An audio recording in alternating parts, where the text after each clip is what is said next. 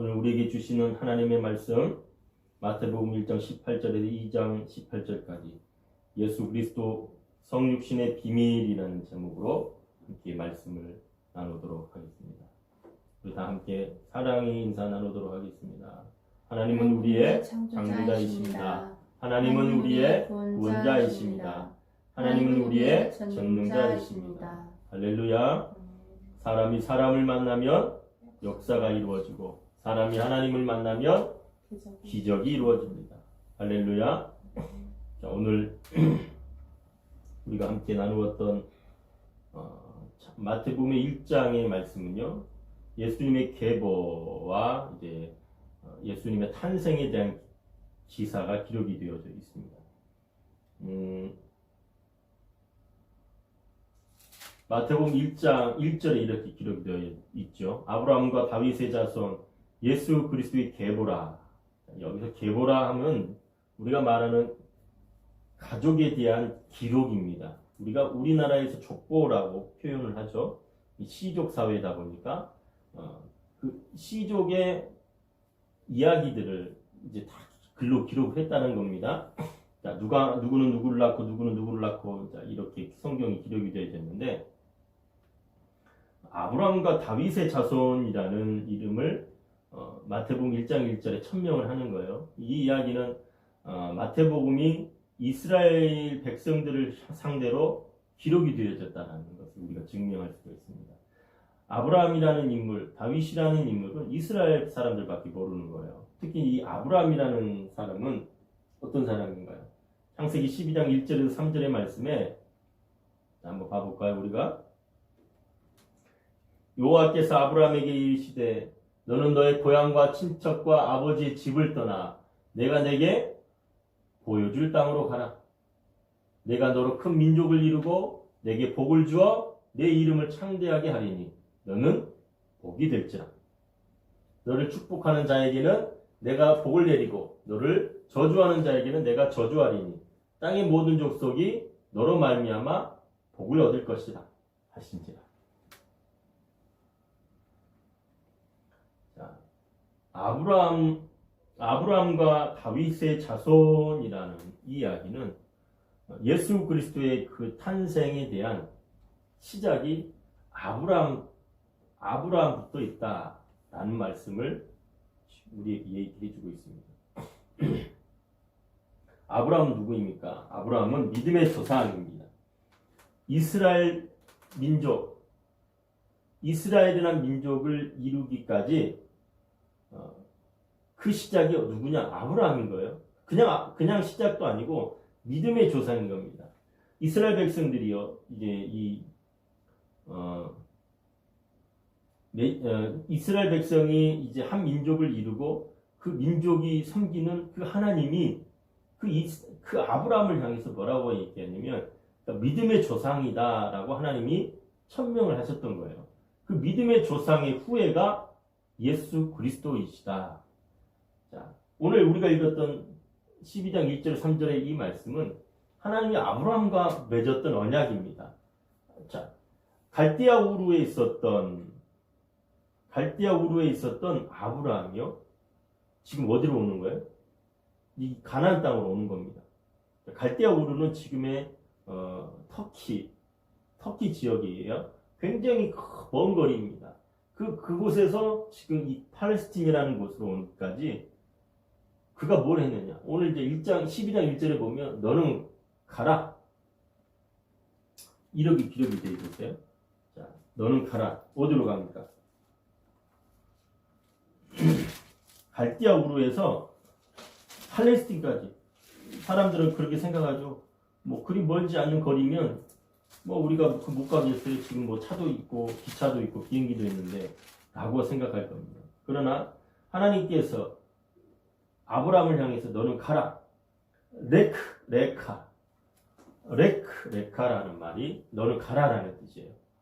근데 그냥 가는 게 아닙니다.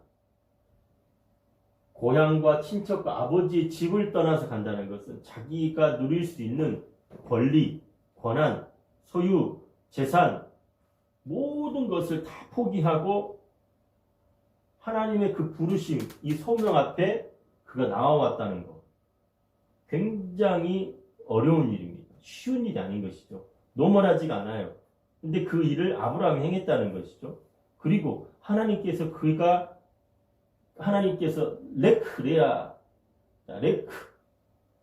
레카 할 때 하나님이 너는 가라 하니까 아브라함이 가나안 땅을 떠나서 팔레스틴 지역으로 왔어요. 오니 하나님이 약속을 해주시는 건 뭡니까? 고향 집을 떠나고 아버지 집을 떠나서 내가 내게 보여줄 땅이에요.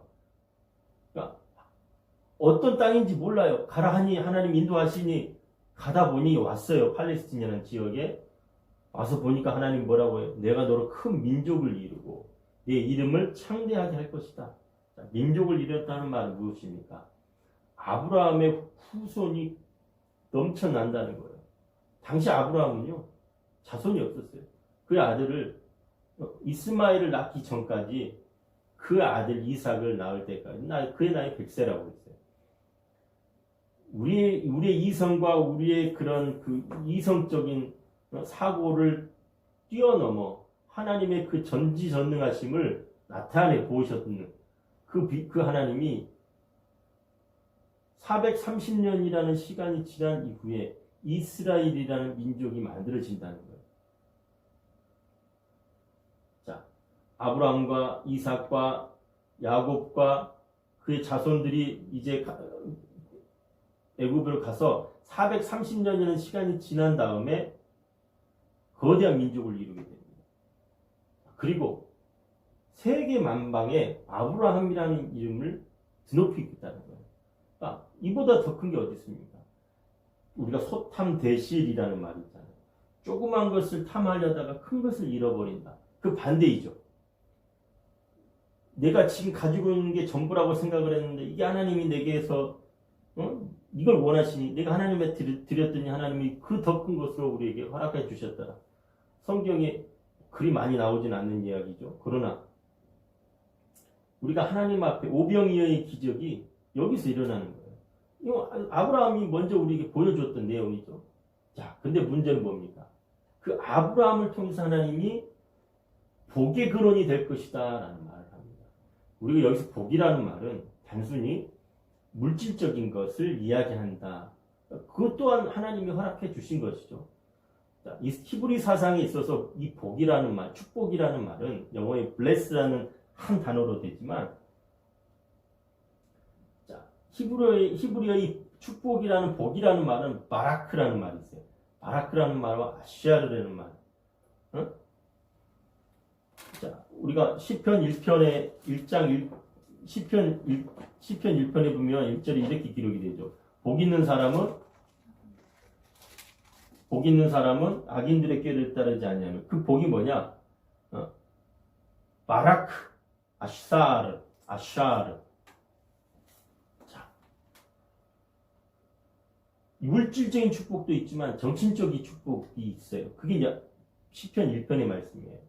그러니까 우리가 하나님 앞에 구해야 될 것은 이런 바라크, 물질적인 축복도 구해야 돼요. 근데 이거 다 하나님 허락해 주신 것이고 하나님이 우리에게 이미 약속하신 거예요. 근데 이걸 갖다 우리가 얻지 못하면 너희 욕심을 때문이라는 거야. 구하라, 그리하면 주실 것이요. 찾으라, 그리하면 찾아낼 것이요. 두리라, 그리하면 열릴 것이니. 근데 하나님이 너희가 구하여도 찾아도 두드려도 주시지 않냐면 너희 욕심 때문이라는 거예요. 문제는 아브라함이 너로 인해서 온 이스라엘뿐만 아니라 온 세상의 많은 사람들이 복의 근원이 될 거라. 그 말은 너를 통해서 하나님의 그 구원의 역사가 이루어질 것이다. 그 구원의 역사, 이사야 선지자가 말했던 그 메시아, 구원자, 세이비어 되는 그 예수 그리스도가 너를 통해서 나타날 것이다를 이미 하나님은 창세기에 말씀해 주셨다는 겁니다. 그 일들이 2000년 전에 이스라엘 그 베들레헴 마구간에 예수 그리스도가 탄생하심으로 이 일이 시작이 되었다는 겁니다.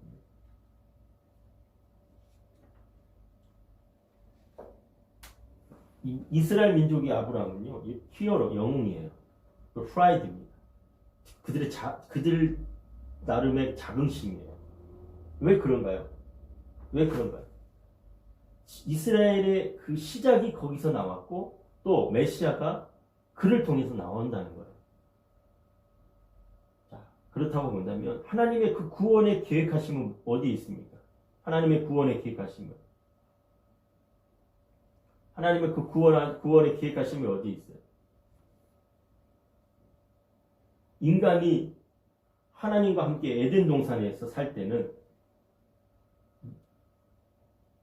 그 소중함을 알지 못했던 겁니다. 하나님과 아담과 함께 에덴 동산을 거닐면서 얼마나 큰 희열을 느꼈을 거예요. 그죠?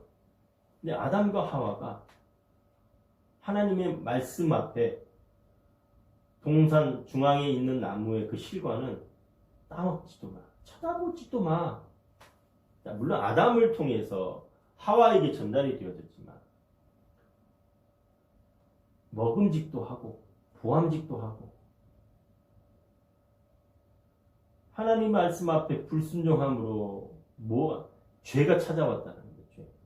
히브리어로 죄를 뭐라고 하냐면 하타라고 읽습니다. 하타. 죄라는 말은 벗어나는 거예요. 빗나가는 거예요. 예. 하나님의 말씀 앞에 벗어나는 것. 이게 죄인 겁니다. 그 죄의 시작이 뭐예요? 불순종인 거예요.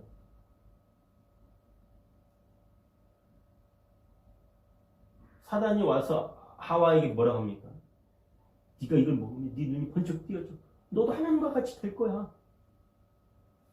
하나님과 같이 되는 것이 교만인데 그 교만의 씨앗이 자라서 불순종이 되는 거예요. 그러니까 먹고 불순종에 하게 되니 뭐예요?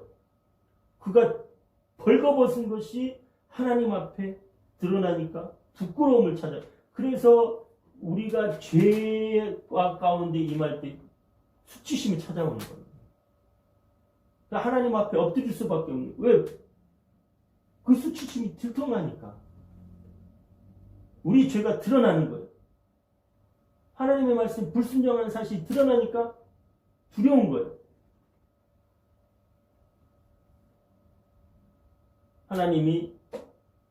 하나님과의 그 약속은요, 그냥 우리 단순히 가볍게 여겨서 안 지킬 수도 있고 이게 아닌 거예요. 하나님과의 약속은 죽음을 담보로 계약을 하는 겁니다.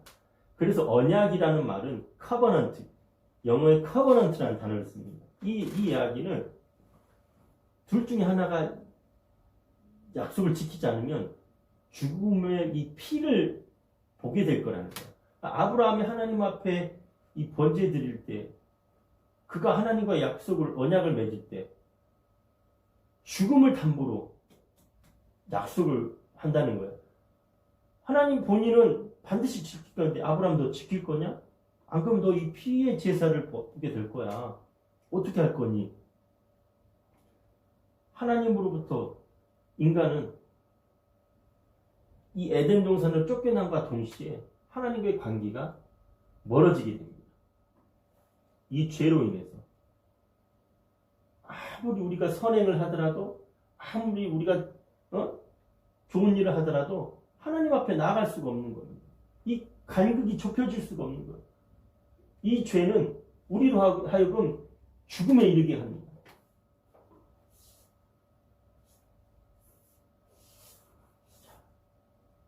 에베소서 2장 1절 B조 B가 아니고 로마서 6장 23절 우리에게 분명하게 얘기해요. 죄의 삭은 사망이요 하나님의 은사는 그리스도 예수 안에 있는 영생이니라. 자.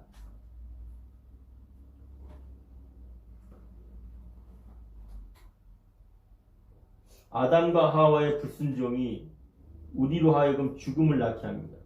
그 죽음이 자손 대대로 인티게 하는 거죠. 하나님 이것을 해결하기 위해서 하나님과의 관계를 회복하기 위해서 하나님은 아담과 하와에게 가죽옷을 입힙니다. 그리고 그 이후로 줄곧 하나님은 피의 제사를 요구하십니다. 그러니까 번제를 드리는 거예요. 하나님과 관계를 해결하는 것이죠. 우리의 죄를 하나님 앞에 속량 받을 때 비로소 하나님과의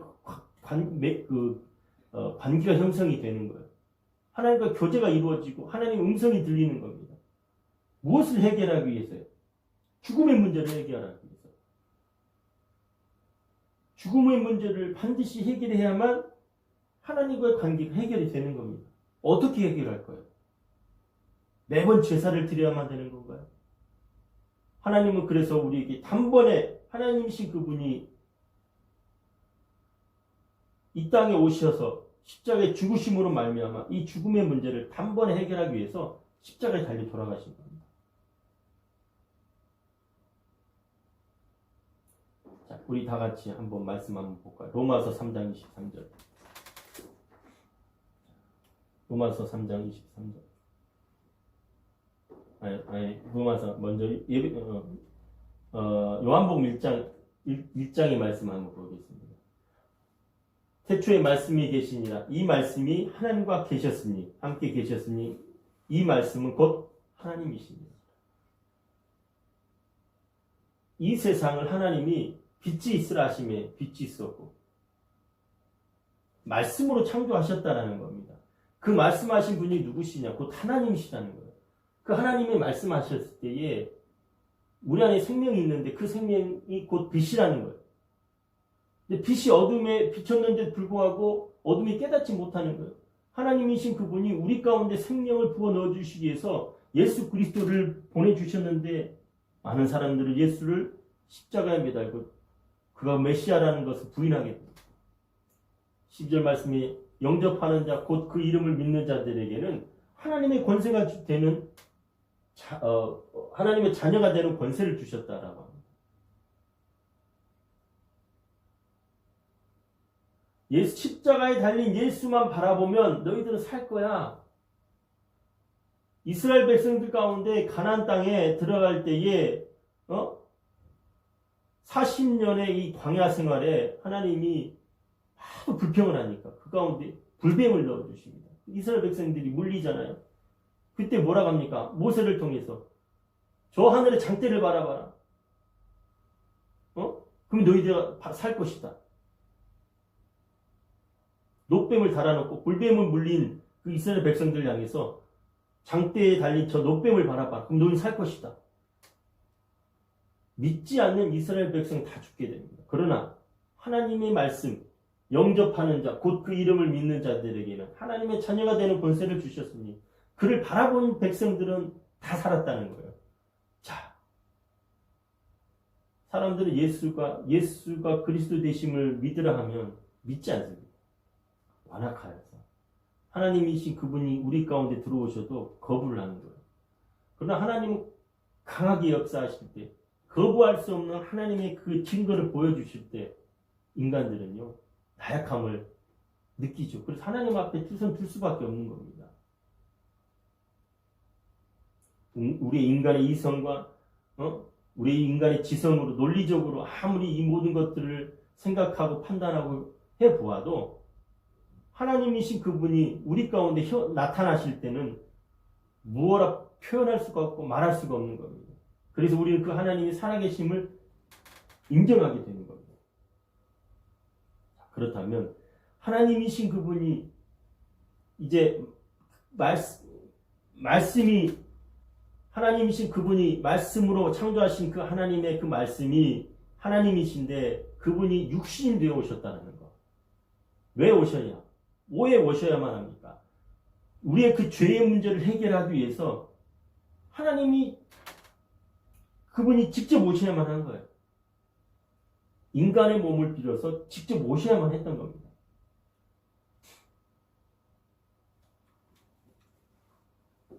하나님의 사랑의 표현인 겁니다. 하나님이 인간을 너무 사랑하시는 거예요. 하나님은 그래서 공의의 하나님이시고 또한 사랑의 하나님이시고요. 근데 그 하나님의 사랑을 드러내기 위해서는요, 반드시 공의가 있어야 돼요.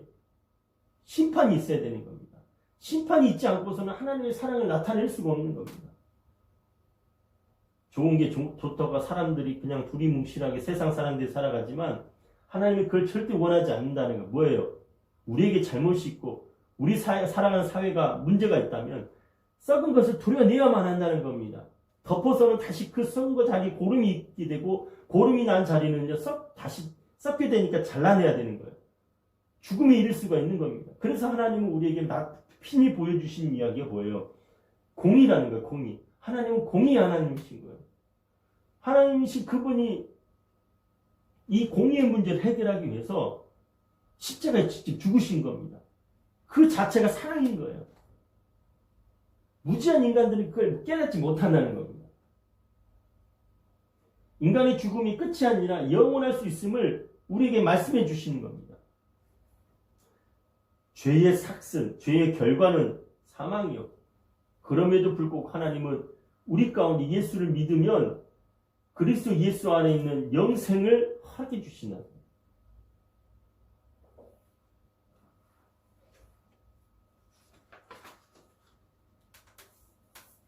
예수 그리스도의 탄생을 믿으십니까? 그가 구원자 되심을 믿으십니까? 여기에 구원이 우리 가운데 있습니다. 자, 마태복음 1장 23절에 보면 처녀가 아들을 낳을 것이요 그의 이름을 임마누엘이라 하리라 라고 말씀합니다. 여기서 예수라 하지 않고 임마누엘이라 하리라.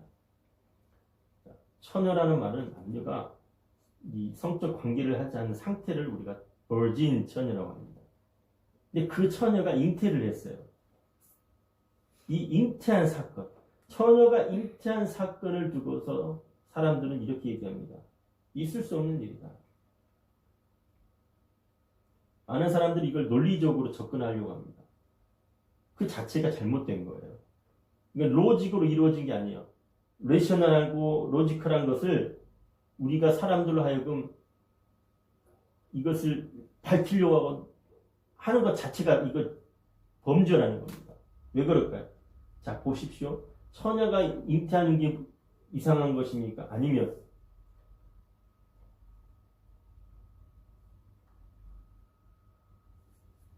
인간이 인간을 통해서 인간을 구원하려는 그 자체가 이상한 것입니까? 아니면 하나님이신 그분이 인간의 몸을 빌어서 오셔서 처녀가 잉태를 한 거예요. 그래서 우리에게 구원함을 허락해 주신 게 이상한 겁니다.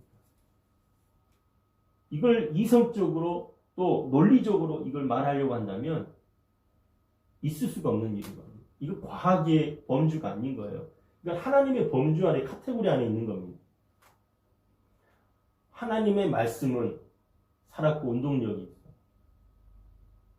좌우의 날선 검보다 예리하여서 우리의 심령 골수를 쪼개고도 남음이 있는 인간이 인간으로서 인간답게 살아갈 수 있을 때만 비로소 인간일진데 인간은 1.1획도 무함이 아니라 인간은 죄인이라는 사실을 깨닫는 순간 우리가 할 수 있는 일은 아무것도 없어요. 그러나 그러한 인간을 위해서 하나님이 그 사랑을 베풀어 주신 이 사건은 완전하신 그 하나님이 불완전한 인간에게 찾아오신 것. 이것을 우리가 믿는다는 것은 하나님의 은혜인 겁니다. 아무나 하나님이 이 믿음을 주시지 않는다는 거죠. 주여 주여 하는 자마다 다 하나님이 구원함을 얻게 하신 게 아니라 믿음 또한 하나님이 간구하라고 그랬어요. 하나님 내게 믿음을 더하여 달라고. 우리가 히브리서 말씀 봐보세요. 히브리서 11장에 보면 믿음의 선진들이 또 있어요. 그들이 하나님을 더 가깝게 하나님 앞에 더 나아가려고 하나님이 원하심이 무엇인지를 구할 때에 비로소 그들에게 하나님이 믿음이 무엇인지를 말씀해 주신다는 겁니다. 글만 성경에 있는 기록된 말씀만 보고서 믿음을 우리가 판단하고 결정할 수 있다면 누구나 다 하는 것이죠. 자, 하나님이요 아담과 하와에게 가죽옷을 입힌 사건. 그 사건은 내가 너를 에덴 동산에 내쳤지만 끝이 아니야. 너와 항상 함께 할 거야. 그 약속의 사인인 겁니다. 하나님께서 아들을 낳으리니 그의 이름을 임마누엘이 하리라. 임마누엘이라는 뜻이 무엇입니까? 하나님이 우리와 함께 하신다라는 증거를 말씀해 주신 겁니다. 예수 그리스도의 탄생은요, 심플하게 진행이 됐어요. 초라하게 진행이 됐어요. 심플하게. 지금 우리가 보면 광주는요, 한국은 화이트 크리스마스였어요. 지구 반대편은 여름이니까 화이트 크리스마스가 아니잖아요. 사람들은 성탄절이 되면 다 눈이 와야 된다고 생각해요. 그런데 이 크리스마스는 크라이스트와 메시의 합성어입니다. 그러니까 예수 그리스도를 믿는 사람들이 하나님 앞에 나아가는 날, 그 날을 기념하는 것이 크리스마스이죠. 근데 이게 세상 사람들의 축제장이 돼버린 거예요. 부어라, 마셔라, 난리가 나는 거죠. 매스미디어에서는 막 크게 이제 올해는 못하죠. 코로나가 터지는 바람에 캐럴송도 나오지 않고 시끄럽지도 않죠. 어쨌든 성탄절인 것을 자기들의 축제인 양 떠벌리고 다녀요. 그러나 성경은 분명하게 얘기합니다. 예수 그리스도의 탄생을 축하한 사람은 마리아와 요셉과 동방박사 세 사람뿐이었다는 거예요. 마리아와 요셉과 동방박사 세 사람. 그리고 천군 천사들이 하늘의 영광이요 땅에는 평화롭다. 왜 하늘의 영광이고 땅이 평화입니까? 하나님의 그 구원의 계획하심이 이제 시작이 되어졌다는 겁니다. 어둠의 영들이 떨고 있는 겁니다. 하나님의 그 구원의 계획하심이 시작된과 동시에 계시록의 말씀처럼 어둠의 영들은 저 무적임 속에 빠질 것인데 그들은 두려워 떨 수밖에 없는 거예요. 오늘 우리에게 주시는 이 예수 그리스도의 탄생, 우리가 이것을 성육신이라고 신학적인 용어로 말합니다. 성육신이란 말은 오늘 말씀이 육신이 되어 오신 사건, 이 요한복음 1장에 있는 14절, 말씀이 육신이 되어 우리 가운데 거하심에 하나님 우리가 그의 영광을 보니 아버지의 독생자의 영광이 은혜와 진리에 충만하다. 그 말씀이 바로 성육신이라는 겁니다.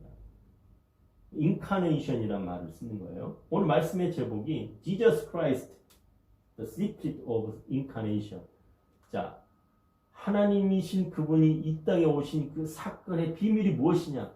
예수가 그리스도 되심을 만방에 선포하기 위함이라는 겁니다. 예수는 뭡니까?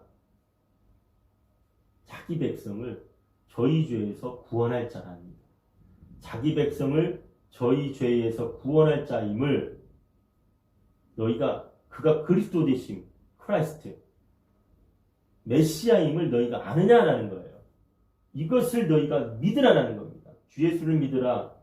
그리하면 너와 내 집이 구원을 받으리라. 십자가에 달린 예수를 바라보라는 겁니다. 그걸 너희가 믿기만 하면 하나님께서 우리 가운데 죄의 사슬에 묶여 있는 우리 가운데 자유함을 허락해 주시겠다라 약속하신 사건입니다. 할렐루야. 우리가 살아가는 삶 속에 그리스도인으로서 살아간다는 것은 이겁니다. 예수가 그리스도 되심을 선포하는 거예요. 이게 주가 돼야 되는 겁니다. 주객이 전도되면 안 되는 거예요. 예수가 그리스도 되심을 선포하기 위한 방편으로 빵을 가지고 사람들에게 나아가는 것이지, 주객이 전도되어가지고 이것이 전부있냐? 이 땅에 많은 이 기독교인들이 지금 주객이 전도되고 있어요. 그러니 인본주의적 사고와 육문론적인 사고로 세상이 덮어버린 겁니다. 하나님이 이거를 갱신하시려는 거예요. 리뉴얼 하시려는 것이고, 리폼드 처치가 되지 않으면 하나님은 우리에게서 떠나갈 겁니다. 예수님의 말씀처럼 14만 4천 명이 찾기까지 낙타가 바늘기 들어가는 것이 더 쉽다라는 겁니다.